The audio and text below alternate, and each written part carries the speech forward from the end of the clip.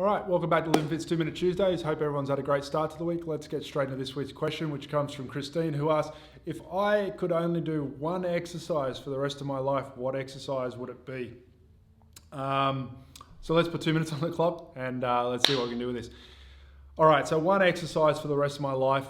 Well, generally you're gonna choose an exercise movement that you enjoy doing. You're gonna choose an exercise that is going to give you a huge return on your investment.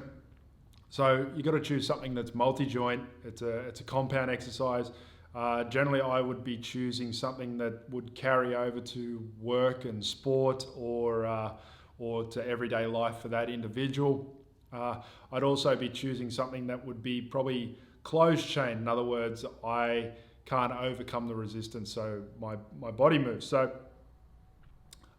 good examples of this would be a deadlift, a squat, push-ups, pull-ups, etc. But if I could only do one exercise for the rest of my life, I would probably choose a snatch grip deadlift from a deficit. Now, why would I choose this particular exercise? All right, so hopefully I can put a video in somewhere up here of what a snatch grip deficit looks like, or just YouTube it. I'll see if I can insert one in.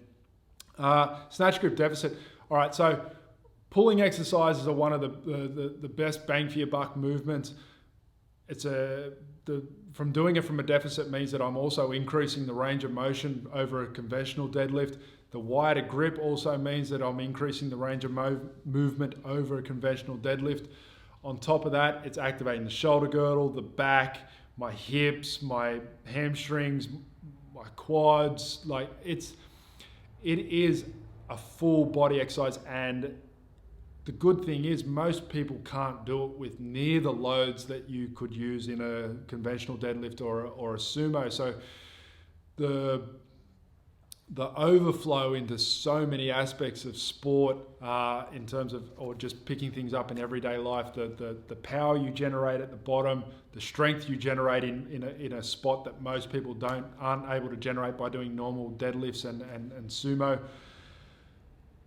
It's a humbling exercise, the snatch grip deadlift, because having such a wide grip also places a huge load through the shoulder girdle, and on top of that, the wider your grip goes, the harder the grip strength becomes as well. So it really works your forearms. Most people will use wraps for snatch grip deadlifts, and I don't blame them. Now, it's my go-to exercise most of the time. If I could do one exercise for the rest of my life, if I could recommend one exercise for the rest of my life, if someone has the ability to do a snatch grip deficit with good form, they have good range of motion, good flexibility, can do it to a level that I would foresee there not being any injury concerns, snatch grip deficit's where I'd go. If they couldn't do a snatch grip deficit, then I would be looking probably at a squat. Usually a back squat, even though majority of people can back squat but can't front squat properly. So once again, it all does come back to the individual, but a full body, full compound, closed chain movement. So closed chain, once again, I can't overcome the resistance, so I move away. So a squat, I can't push the earth away with my feet, so I overcome the resistance.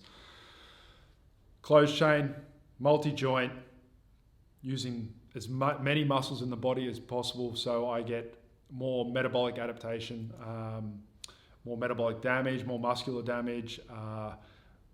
It's just something that's going to give me a huge return on in my investment. So snatch grip deficit deadlift would be my go-to exercise. I hope this has helped.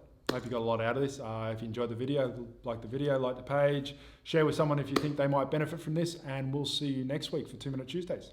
Thank you.